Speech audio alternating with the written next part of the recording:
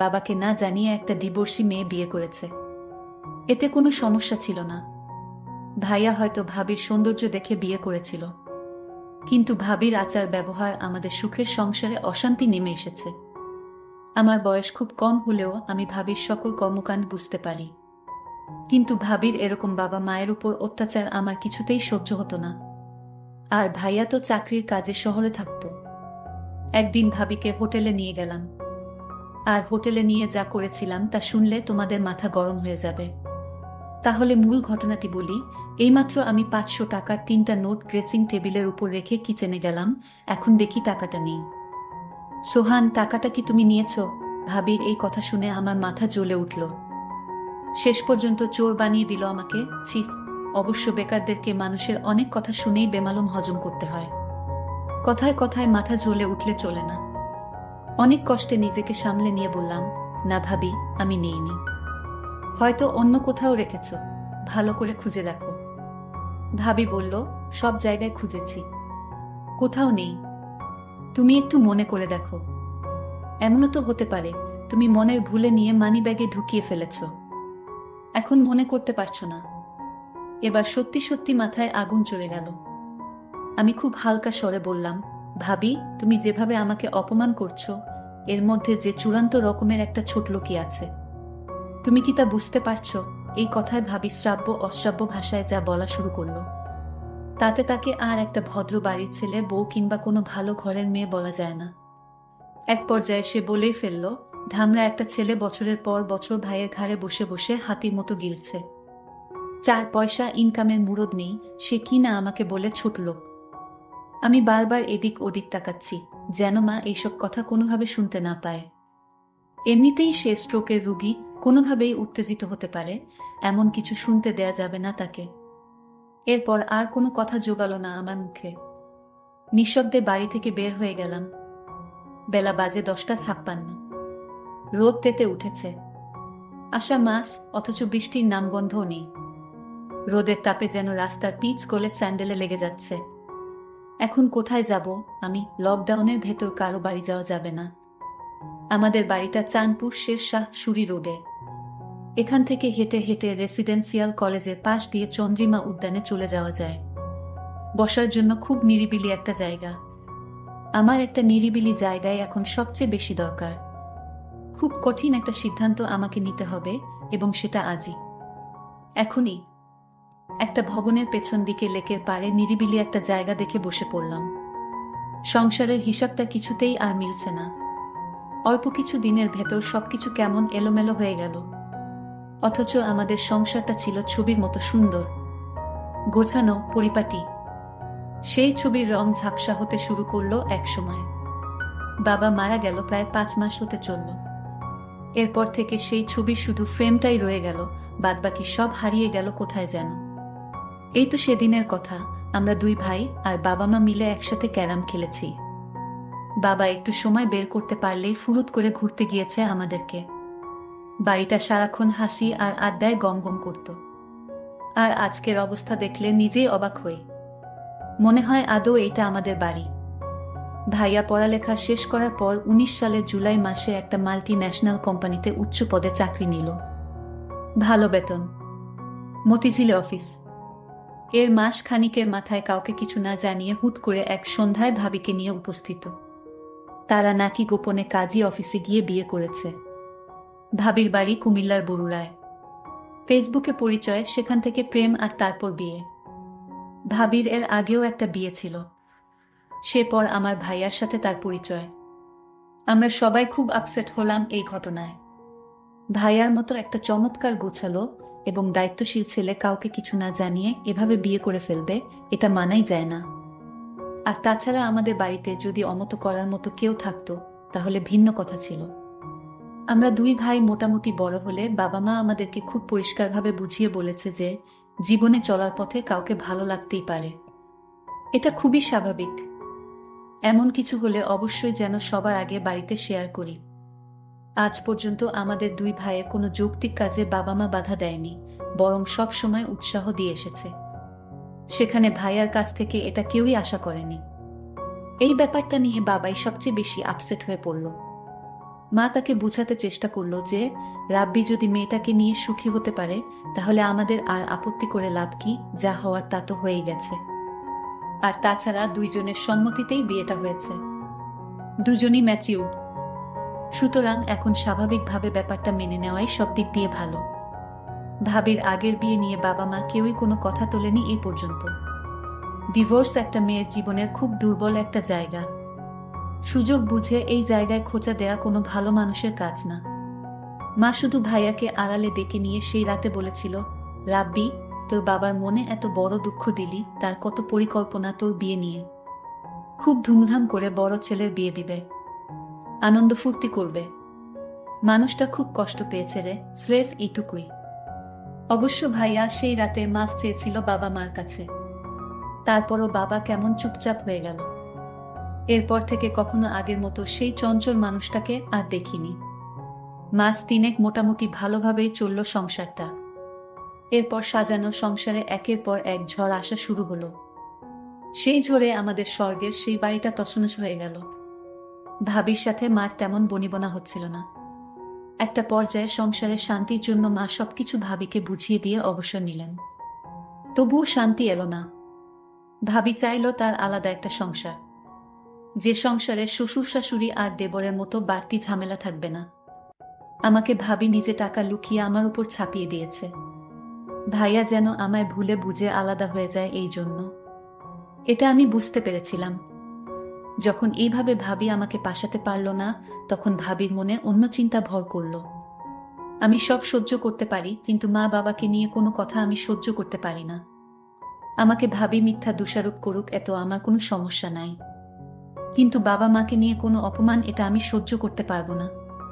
কিভাবে আমাকে ভাইয়ার চোখে খারাপ বানানো যায়, এই সুযোগ ভাবি সবসময় খুঁজত। কিন্তু আমি তো আর বোকা না যে ভাবির মতলব আমি বুঝি না। বয়সটা হয়তো কম হতে পারে। ভাবি বাবার সাথে তেমন ভালোভাবে কথা বলতো না। বাবাকে ভাবি চা বানিয়ে দিত কোনোরকম ভাবে। এতে বাবা মুখ বুজে সব সহ্য করত, ভাবিকে কোনো কিছুই বলতো না। আমি শুধু চেয়ে দেখতাম। তবে ভাবি দিন দিন মা বাবার প্রতি এক ধরনের অত্যাচার শুরু করলেন। সময় মতো মা বাবার খাবার দেওয়া, মা বাবার যত্ন কিছুই করতো না সে। আমি মা বাবাকে সব সময় বুঝাতাম, ভাইয়া হয়তো জীবনে বড় একটা ভুল করে ফেলেছে, কিন্তু এই ভুলের মাসুল কি তোমাদের দিতে হবে, এ আমি কিছুতেই হতে দিব না। ভাবিকে দেখতাম, বেশিরভাগ সময় দেখতাম ফোনে কার সাথে জানি কথা বলতো। ভাইয়া যখন বাড়িতে থাকতো না, তখন ভাবি কার সাথে যেন কথা বলতো ফোনে সারাক্ষণ। এই দৃশ্য আমি দেখতে পেতাম। একদিন আমি দেয়ালের ওপাশ থেকে শুনতে পেলাম ভাবি ফোনে বলল, কাল আমার স্বামী বাসায় থাকবে না, তুমি একটু আমার সাথে দেখা করো, জরুরি কথা ছিল। ভাবির এসব কথা শুনে আমি চমকে উঠি। তার মানে ভাইয়াকে এভাবে ভাবি ফাঁকি দিয়ে চলেছে, আর ভাইয়া কিছুই বুঝতেছে না। কিন্তু ভাইয়ার মতো আমি এতটা বোকা না যে আমার চোখ ফাঁকি দিয়ে থাকবে। আমি এরপর থেকে ভাবিকে চোখে চোখে রাখি। কখন কি করে কার সাথে কথা বলে সবকিছুর খবর আমি রাখি। অন্য একদিন ভাবি ফোনে বলল, কাল কিন্তু তোমার আসতেই হবে। আমি এই দিন বাড়ি থেকে এক পাও নড়লাম না। আমি আজ দেখব ভাবির ঘরে কে আসে। আমি অপেক্ষায় রইলাম লোকটিকে দেখার জন্য। রাত যখন 10টা বাজে, তখন দেখতে পেলাম ভাবির রুমে একটি ছেলেকে ঢুকতে। ছেলেটি ভাবিকে বলছে, তুমি কেন এখানে পড়ে আছো? ভাবি তখন বলল, আরে কিছুদিন আছি এখানে, আমার স্বামীর কাছ থেকে সিগনেচারটা নিতে পারলেই সকল সম্পত্তি আমাদের হয়ে যাবে। আমরা এই বাড়িটি বিক্রি করে অন্য কোথাও একটা বাড়ি রাখব, আর আমরা সুখে জীবন যাপন করব। ছেলেটি বলল, কখন করবে? আর কিছুদিন ধৈর্য ধরো প্লিজ, আমি একটা সুযোগ খুঁজতেছি। তারপর তারা দুজন দেখলাম ঘনিষ্ঠ হতে লাগলো। আমি জানালার পাকা দিয়ে তা ভিডিও করে ফেলি। এখন কোথায় যাবে ভাবি, তুমি তো আমার হাতে ধরা। তোমার সমস্ত প্ল্যান আমি মোবাইল দিয়ে রেকর্ড করেছি ভাবি। এখন আমি তোমাকে যে কি করব তা তুমি কল্পনাও করতে পারবে না ভাবি।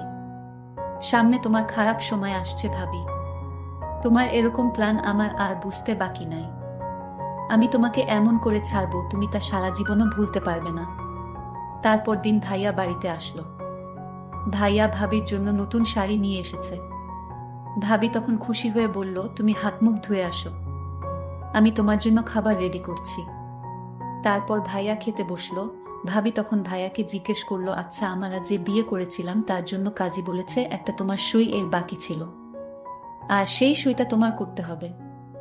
ভাইয়া বলল, আমি এই সপ্তাহ কাজের চাপে আছি, আমি 1 সপ্তাহ অফিসের কাজে চট্টগ্রাম যেতে হবে, তারপর দেখি আমি সইটা দিয়ে দিব, আমি এখন খুব বিজি। ভাবি বলল, আচ্ছা ঠিক আছে, তাহলে এই সপ্তাহ বাড়িতে এসে মনে করে সইটা দিয়ে দিতে হবে। ভাইয়া পরদিন সকালে চলে গেল। আমি ভাবির রুমে গেলাম। ভাবিকে জিজ্ঞেস করলাম, ভাবি তোমার দিনকাল কেমন কাটছে? ভাবি বলল, ভালোই তো, কিন্তু তুমি একটা চুলটা তুমি ভুলে যেও না। আমি বলেছিলাম, ভাবি তুমি কেন আমায় মিথ্যা অপমান করছো? আমাকে তোমার সহ্য হয় না সেটা তুমি মুখে বলে দিতে পারো, তাহলে কেন শুধু শুধু আমাকে মিথ্যা অপবাদ দিচ্ছ ভাবি? ভাবি তখন রাগান্বিত হয়ে বলল, তুমি এখন আমার রুম থেকে যাও। আমি বললাম, ভাবি তুমি যে আমায় চোর বলেছ, মনে রেখো ভাবি কে যে আসল চোর তা তুমি খুব শীঘ্রই জানতে পারবে। ভাবি আমার কথা শুনে কিছুটা অবাক হয়ে গেল। তুমি আমাকে ভয় দেখাও নাকি? আমি বললাম, ভাবি ভয় না, যা সত্যি তাই বললাম। ভাবি তুমি সময় মতো সব টের পাবে। ভাবি মনে মনে চিন্তা করতে লাগলো, আমার দেবর কি আমার সব প্ল্যানের কথা কি জেনে গেছে নাকি? না, সে জানবে কি করে? আমার তো প্ল্যানটা একমাত্র ও ছাড়া একটা পাখি পর্যন্ত জানে না, তাহলে সে জানবে কি করে? পরের দিন ভাবিকে দেখলাম মোবাইল ফোন দিয়ে ওই ছেলেটির সাথে চ্যাট করছে। আমি ভাবির মেসেঞ্জারে ভাবির প্ল্যান করা ভিডিওটা ভাবির মেসেঞ্জারে পাঠালাম।